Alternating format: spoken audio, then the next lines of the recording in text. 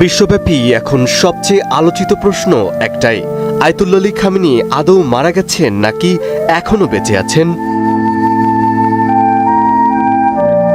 অনলাইনে ছড়ানো বিভিন্ন পোস্টে দাবি করা হচ্ছে হামলার সময় তিনি নিরাপদে সরে যান এবং বর্তমানে অজ্ঞাত স্থানে অবস্থান করছেন।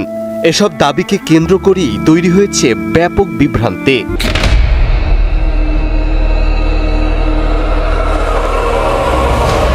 এই বিভ্রান্তির সূত্রপাত ঘটে গেল ২৮ ফেব্রুয়ারি ইসরায়েল ও যুক্তরাষ্ট্রের যৌথ সামরিক হামলার পর। এর পরপরই বিভিন্ন গণমাধ্যমে দাবি ওঠে ইরানের সর্বোচ্চ ধর্মীয় নেতা আয়াতুল্লাহ আলী খামেনি নিহত হয়েছেন। তবে সেই খবর ছড়ানোর কিছুক্ষণের মধ্যেই পাল্টা গুঞ্জন ছড়াতে থাকে যে তিনি এখনও বেঁচে আছেন।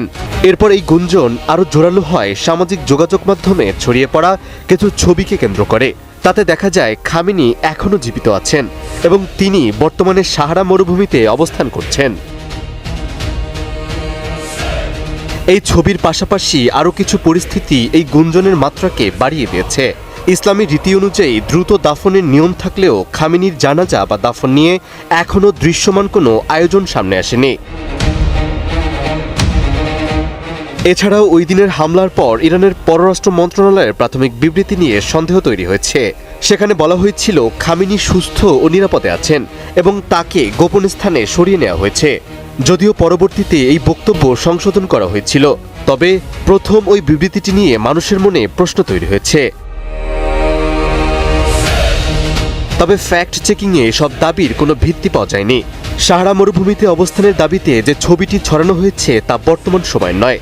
একাধিক গণমাধ্যমের যাচাইয়ে দেখা গেছে ছবিটি ২০১৪ সালের একটি পুরনো ছবি, যার সঙ্গে বর্তমান পরিস্থিতির কোনো সম্পর্ক নেই। এছাড়াও ইরানের রাষ্ট্রীয় গণমাধ্যম গেল ১ মার্চ আনুষ্ঠানিকভাবে আয়াতুল্লাহ আলী খামেনির মৃত্যুর খবর নিশ্চিত করে। দেশটির রাষ্ট্রীয় টেলিভিশনের পাশাপাশি একাধিক আন্তর্জাতিক গণমাধ্যমগুলোতেও তার মৃত্যুর তথ্য নিশ্চিত করে সংবাদ প্রচার করেছে।